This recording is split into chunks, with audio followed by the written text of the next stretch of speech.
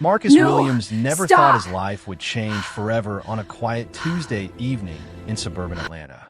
He was a hardworking mechanic who spent his days fixing cars and his nights helping his two children with homework. His wife, Sarah, worked as a nurse at the local hospital, often pulling long shifts to help make ends meet for their family. The Williams family lived in a modest two-story house on Maple Street, where they had built a life filled with simple pleasures. 8-year-old Emma loved to draw pictures of their family, always making sure to include their golden retriever, Buddy. 10-year-old Tyler was obsessed with basketball and dreamed of playing for his school team when he got older. Sarah would come home exhausted, but always found energy to read bedtime stories, while Marcus taught the kids how to fix things around the house. That particular evening started like any other. Sarah had just returned from a 12-hour shift at the hospital, her scrubs wrinkled and her feet aching. She kicked off her white sneakers by the front door and called out to the family. Emma ran to hug her mother's legs, while Tyler looked up from his math homework at the kitchen table. Marcus was in the garage, working on their old pickup truck that had been making strange noises for weeks. The neighborhood was peaceful as always. Mrs. Henderson was watering her flowers next door, and the Johnson family was having a barbecue in their backyard. Children rode bicycles on the sidewalk while parents chatted over fences. It was the kind of evening that reminded everyone why they chose to live in this quiet community where everyone knew each other's names. Sarah decided to take Buddy for a walk around the block before dinner. She needed fresh air after spending all day in the sterile hospital environment. The dog was excited, wagging his tail and pulling slightly on his leash as they stepped out into the warm evening air. Emma wanted to come along, but Sarah told her to stay inside and help Tyler finish his homework. As they walked down Maple Street, Sarah waved to Mr. Peterson, who was mowing his lawn. She stopped briefly to chat with Mrs. Garcia about the upcoming school fundraiser. These small interactions were part of what made their neighborhood feel like home. Everyone looked out for each other, and children could play safely in their front yards. When Sarah and Buddy reached the corner of Maple and Oak Street, something felt different. A police car was parked at the intersection, which was unusual for their quiet neighborhood. The officer inside seemed to be watching the area, though Sarah couldn't understand why. She had never seen any trouble in this part of town, and crime was practically non-existent. As they turned the corner to head home, Buddy suddenly became agitated. The normally calm golden retriever started barking at something Sarah couldn't see. She tried to quiet him down, gently pulling on his leash and speaking in soothing tones. But Buddy continued to bark, his ears alert and his body tense with anxiety. Sarah looked around but couldn't see anything that would upset her dog. The street looked normal, with familiar houses and well-maintained lawns. A few neighbors were still outside enjoying the evening, and everything seemed peaceful. She decided Buddy might have seen a squirrel or another small animal that had run away before she noticed. Meanwhile, back at the house, Marcus had finished working on the truck and was washing his hands in the kitchen sink. Emma was showing Tyler her latest drawing, a picture of their family standing in front of their house with big smiles on their faces. The television was playing quietly in the living room, showing the evening news that no one was really watching. Tyler noticed that his mother had been gone longer than usual for a walk around the block. He mentioned this to his father, who looked out the kitchen window, but couldn't see Sarah and Buddy anywhere on the street. Marcus wasn't worried yet, thinking they might have stopped to talk with neighbors or that Buddy had found an interesting smell to investigate. Emma was getting hungry and asked when they would have dinner. Marcus told her that they would eat as soon as Mom and Buddy came back from their walk. He started preparing their usual Tuesday night meal of spaghetti and meatballs, Emma's favorite dish. The kitchen filled with the aroma of garlic and tomato sauce as he worked. As Sarah and Buddy continued their walk home, she noticed that the police car from the corner had moved and was now slowly driving down their street. This struck her as odd since police rarely patrolled their neighborhood unless there was a specific problem. She felt a slight uneasiness, but tried to dismiss it as her imagination. The evening air was getting cooler, and Sarah was ready to return home to her family. Buddy had finally calmed down and was walking normally beside her, occasionally sniffing at interesting spots along the sidewalk. She was looking forward to dinner and spending time with Marcus and the children before they all settled in for the night. As they approached their house, Sarah could see the warm light glowing from their kitchen window. She could imagine Marcus cooking dinner while the kids finished their homework at the table. These moments of normalcy were precious to her, especially after difficult days at the hospital where she dealt with pain and suffering. What Sarah didn't know was that this peaceful evening was about to become the most terrifying experience of her family's life. In just a few minutes, their quiet street would be filled with flashing lights and shouting voices. Their children would witness something that would change their understanding of the world forever.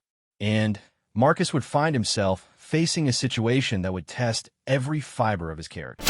The events that were about to unfold would not only traumatize the Williams family, but also spark a conversation that would reach far beyond their small neighborhood.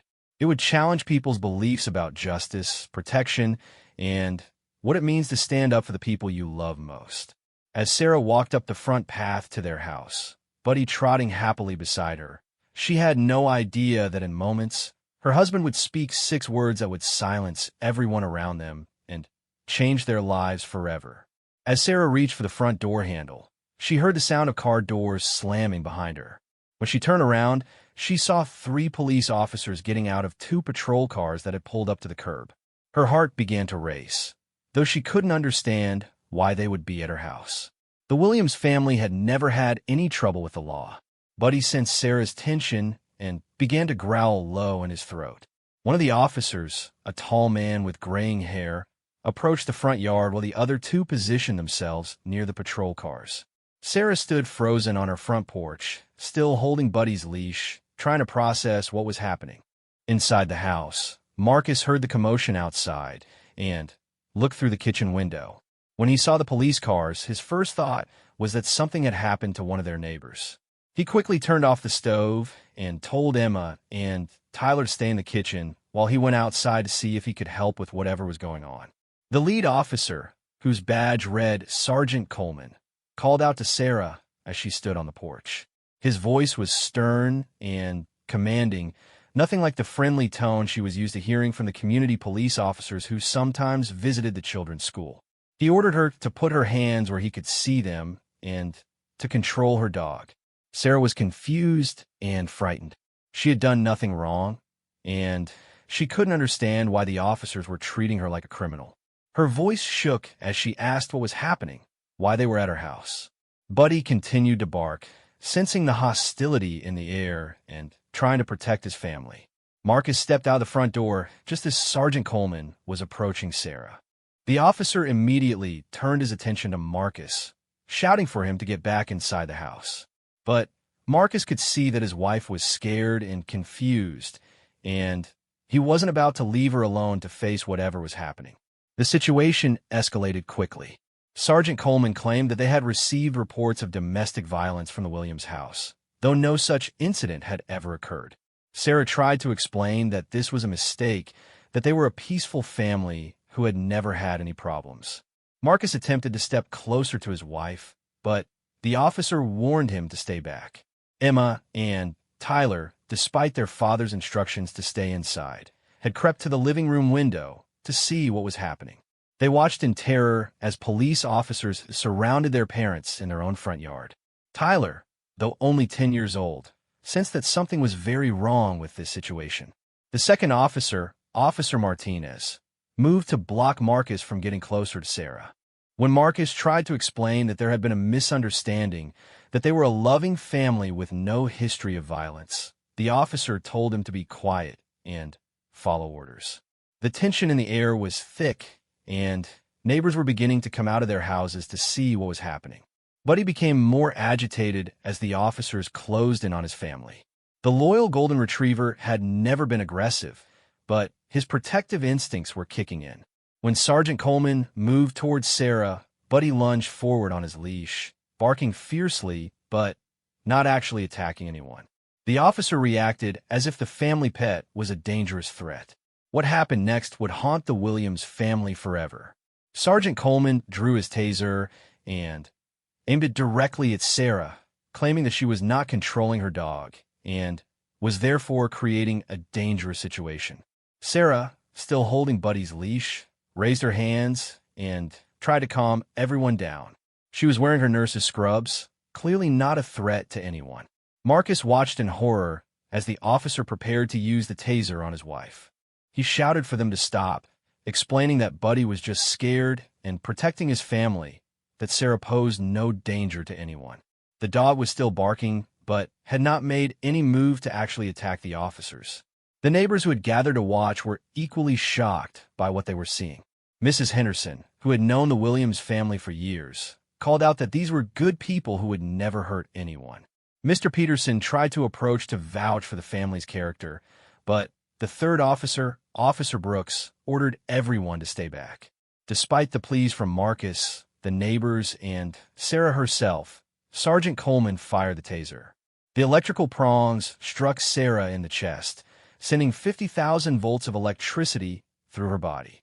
She collapsed to the ground in front of her own home, convulsing as the electrical current coursed through her. The sight of their mother being attacked by police officers traumatized Emma and Tyler in ways that would affect them for years to come. Emma started crying hysterically while Tyler, trying to be brave for his little sister, pressed his face against the window in disbelief. They had always been taught that police officers were there to help people, not hurt them. Buddy went wild when he saw Sarah collapse. The dog tried desperately to reach her, barking and pulling against the leash that was still wrapped around Sarah's wrist.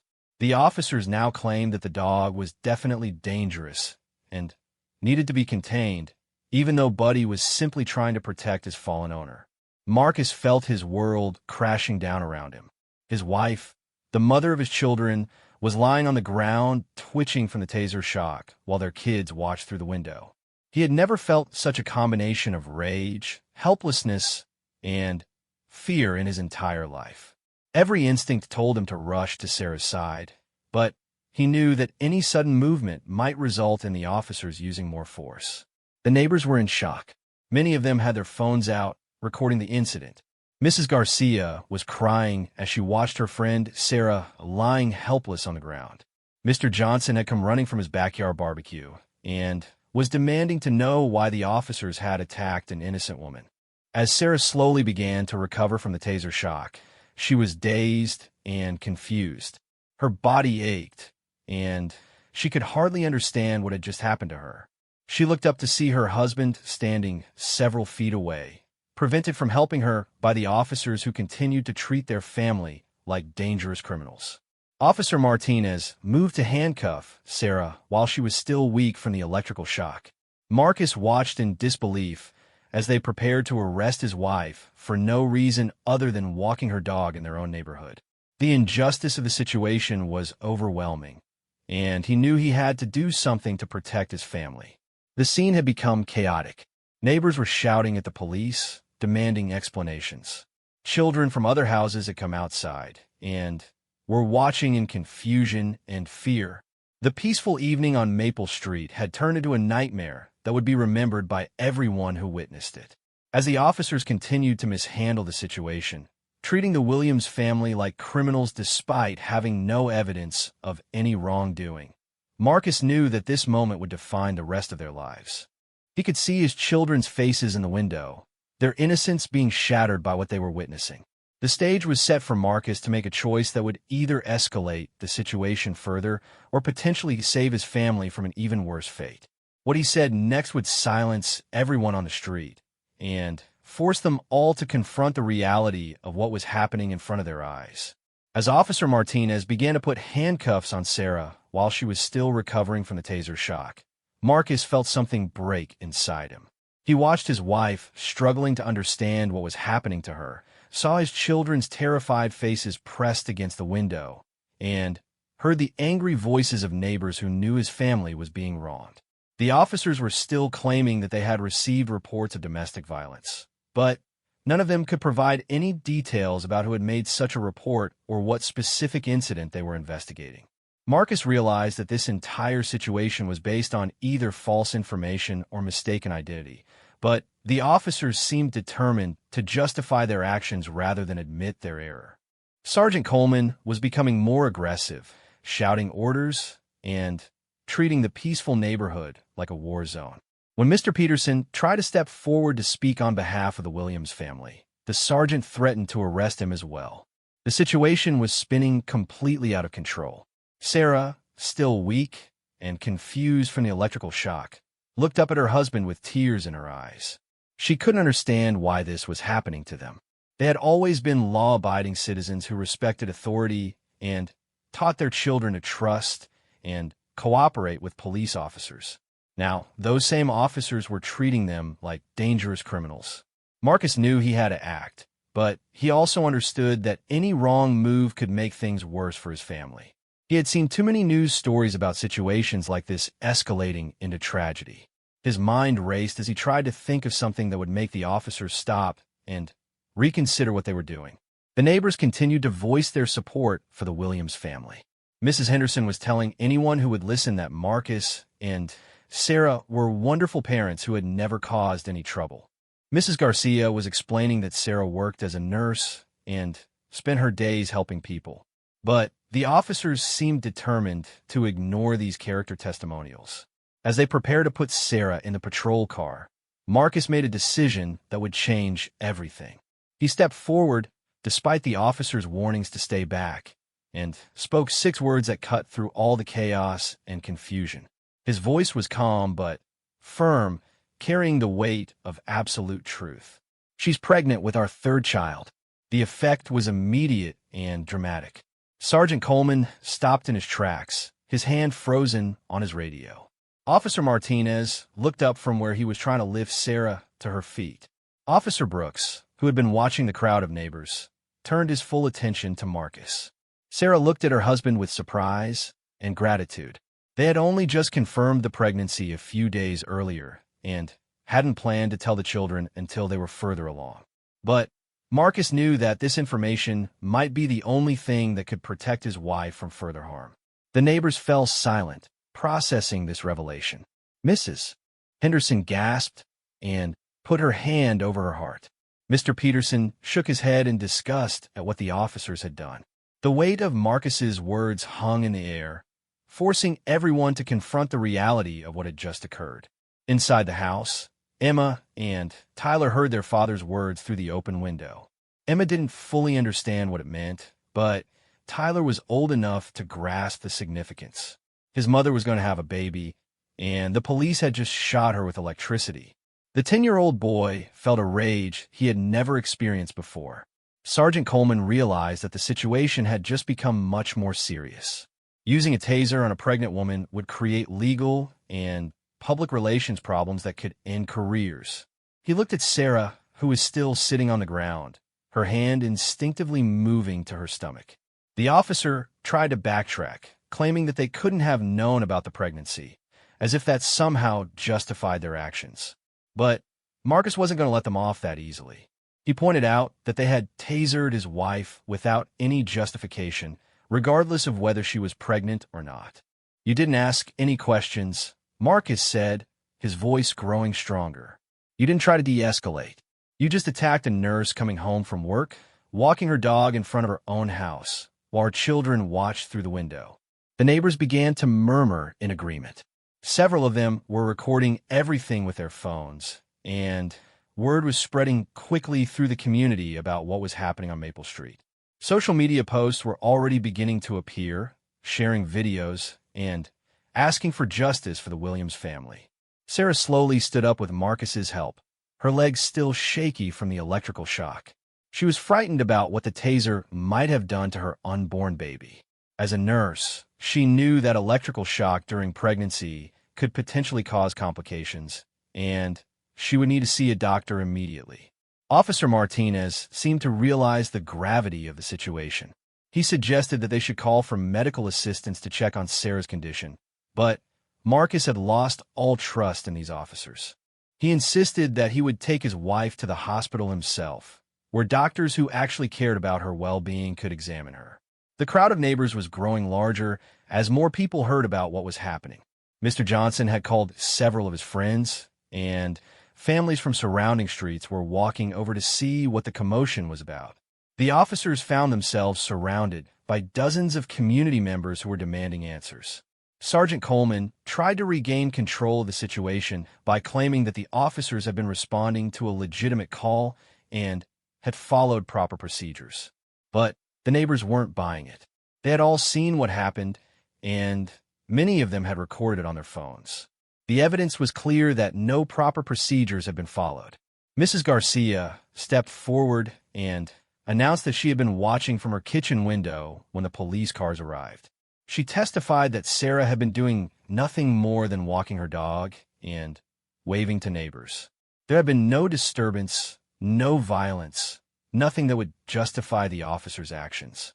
Tyler, who had been watching from inside the house, couldn't contain himself any longer. Despite his young age, he understood that his family had been wronged, and he was furious that his pregnant mother had been hurt. He ran outside and positioned himself protectively in front of his parents. "Why did you hurt my mom?" Tyler demanded, looking directly at Sergeant Coleman. "She helps sick people at the hospital. She's never hurt anyone in her whole life." The sight of the 10-year-old boy confronting the officers added another layer of emotion to an already charged situation. Emma followed her brother outside, tears streaming down her face as she hugged her mother's legs. The image of the traumatized children would become one of the most powerful aspects of this story. Marcus put his arms around his family, creating a protective barrier between them and the officers. He announced that they were going to the hospital immediately to make sure the baby was safe and that they would be filing complaints against all 3 officers for their unprofessional and dangerous conduct. The officers realized that they had lost control of the narrative completely. What was supposed to be a routine response to a domestic violence call had turned into a public relations disaster that was being documented by dozens of witnesses. They would have to answer for their actions to their supervisors, the media, and ultimately the courts. As the Williams family prepared to leave for the hospital, Marcus's 6 words continued to echo in everyone's minds. The revelation that Sarah was pregnant had transformed the entire situation from a case of police misconduct to something much more serious and emotionally powerful. The neighbors began to organize, discussing how they could support the Williams family and ensure that justice was served. Phone calls were made to local news stations, civil rights organizations, and community leaders. The story of what happened on Maple Street was about to reach a much larger audience. The officers found themselves in an impossible position, surrounded by hostile witnesses and facing the prospect of serious consequences for their actions. Marcus's simple statement of fact had changed everything, forcing everyone to confront the true impact of what had occurred on that quiet Tuesday evening. The emergency room at Atlanta General Hospital was buzzing with activity when Marcus rushed in with Sarah and the children. Word had already reached some of the hospital staff about what had happened to one of their own nurses. Dr. Jennifer Walsh, Sarah's supervisor, immediately took charge of the situation and ordered a comprehensive examination to check both Sarah's condition and the baby's health. While Sarah was being examined, Marcus sat in the waiting room with Emma and Tyler, trying to process everything that had happened. Tyler was angry and kept asking why the police had hurt his mother. Emma was confused and scared, clinging to her father's arm.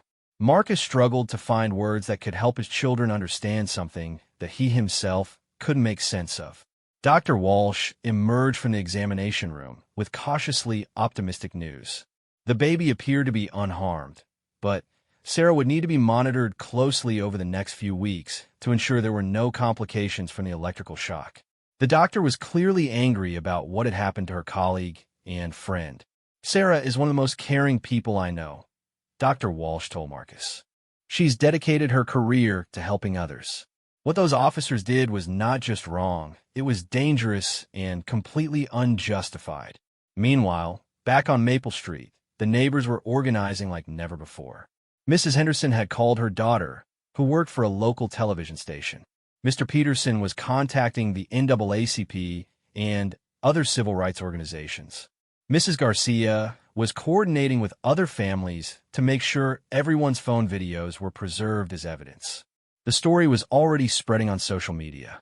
Videos of Sarah being tasered while her children watched through the window were being shared thousands of times. Comments poured in from people expressing outrage and demanding justice for the Williams family. The hashtag Justice for Sarah began trending locally. When the Williams family returned home from the hospital several hours later, they found their street transformed. News vans were parked along the curb, reporters were interviewing neighbors, and supporters had gathered to show their solidarity. Someone had placed flowers and get well cards on their front porch. Marcus was overwhelmed by the community response, but also worried about protecting his family's privacy during such a difficult time. He knew they would need legal representation to ensure that the officers faced appropriate consequences for their actions. Several attorneys had already contacted them, offering their services. Sarah was physically and emotionally exhausted. The electrical shock had left her body aching, and the stress of the situation was taking its toll. She was worried about the baby and angry about the trauma inflicted on Emma and Tyler. The children had trouble sleeping that night, afraid that the police might come back. The next morning brought even more media attention. The story had been picked up by national news outlets, and reporters were calling the house constantly. Marcus decided they needed to make a public statement to set the record straight and call for accountability. Working with their newly hired attorney, Marcus and Sarah held a press conference in front of their home. Sarah, still wearing a bandage where the taser prongs had struck her, spoke about the fear and confusion she had felt during the incident. Marcus talked about watching helplessly as his pregnant wife was attacked for no reason. The 6 words that had silenced everyone the night before were now being repeated across news broadcasts and social media platforms. "She's pregnant with our 3rd child" had become a rallying cry for people demanding police accountability and reform. During the press conference, Marcus expanded on those powerful words. "When I said my wife was pregnant, I wasn't just sharing personal news," he explained. "I was reminding everyone that we're talking about a real family, with real lives and real consequences. Sarah isn't just a statistic or a news story. She's a mother, a nurse, and now she's carrying our unborn child who is also endangered by those officers' actions." The local police department initially tried to defend the officers' actions, claiming they had followed proper procedures in response to a domestic violence call. However, they could not produce any record of who had made such a call or provide any details about the alleged incident they were investigating. As investigators looked deeper into the case, it became clear that there had been no domestic violence call. The officers had apparently decided to investigate the Williams family based on nothing more than seeing an African-American woman walking with a dog in what they considered an upscale neighborhood. The racial implications of their actions added another layer of complexity to the case. Community leaders began organizing protests and demanding a complete investigation into the incident. The hospital where Sarah worked issued a strong statement supporting her and condemning the police officers' actions. Her colleagues organized a fundraiser to help with medical expenses and legal costs. Emma and Tyler struggled to return to normal life. Emma had nightmares about police officers, and Tyler became angry and withdrawn at school. The family sought counseling to help the children process what they had witnessed. Marcus and Sarah realized that their children's innocence had been stolen by the officers' actions. The 3 officers involved in the incident were placed on administrative leave pending an investigation. Sergeant Coleman, Officer Martinez, and Officer Brooks all hired attorneys and refused to comment publicly about what had happened. Their silence only fueled more anger from the community. As the investigation proceeded, more details emerged about the officers' misconduct. Body camera footage showed that they had made assumptions about the Williams family based on racial stereotypes. Radio communications revealed that they had not received any legitimate call about domestic violence. Legal experts who reviewed the case said it was clear that the officers had violated multiple department policies and potentially broken several laws. The use of a taser on someone who posed no threat was considered excessive force, and doing so while children watched added another dimension of trauma. Sarah's pregnancy became a central focus of both the legal case and the public narrative. Medical experts testified about the potential dangers of electrical shock during pregnancy. The fact that the officers had endangered not just Sarah, but also her unborn child made their actions even more inexcusable. The Williams family received support from people across the country who had heard their story. Donations poured in to help with medical and legal expenses. Other families who had experienced police misconduct reached out to share their own stories and offer encouragement. Marcus found himself becoming an unexpected spokesperson for police reform. He spoke at community meetings and gave interviews to national media outlets. His message was always the same: police officers must be held accountable when they abuse their power, and families like his deserve justice. The case also sparked broader conversations about pregnancy and police encounters. Advocacy groups pointed out that pregnant women were particularly vulnerable during confrontations with law enforcement and called for special training and protocols to protect expectant mothers. As weeks passed, the legal case against the officers grew stronger. The overwhelming evidence of their misconduct, combined with the powerful testimony from witnesses and the Williams family, made it clear that justice would be served. The question was no longer whether the officers would face consequences, but what those consequences would be. The investigation also revealed systemic problems within the police department that had allowed officers like these to operate without proper oversight. The Williams family's case became a catalyst for broader reforms aimed at preventing similar incidents from happening to other families. Through it all, Marcus's 6 words continued to resonate with people around the country. They represented not just the specific injustice done to his family, but the human cost of police misconduct in communities everywhere. The fight for justice was just beginning, but those words had already changed everything. 8 months after that terrible evening on Maple Street, Sarah Williams gave birth to a healthy baby girl they named Hope.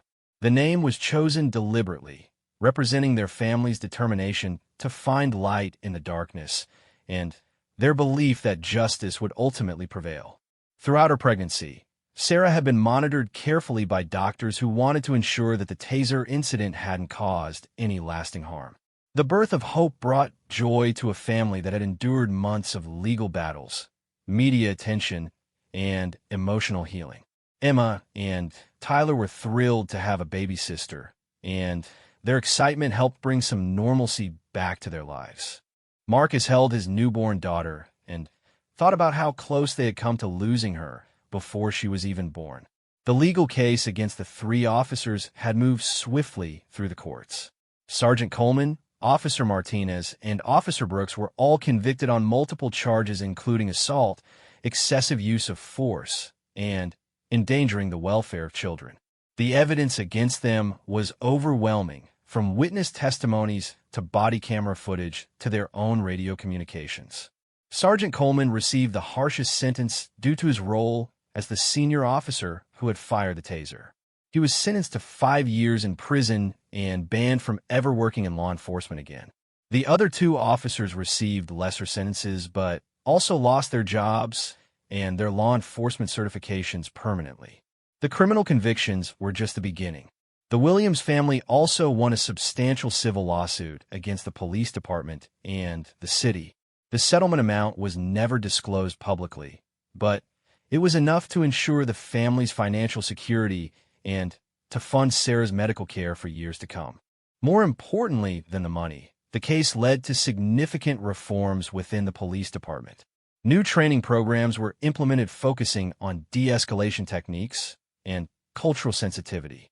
Body cameras became mandatory for all officers, and a citizen oversight committee was established to review complaints against police. The department also created special protocols for dealing with pregnant women during law enforcement encounters.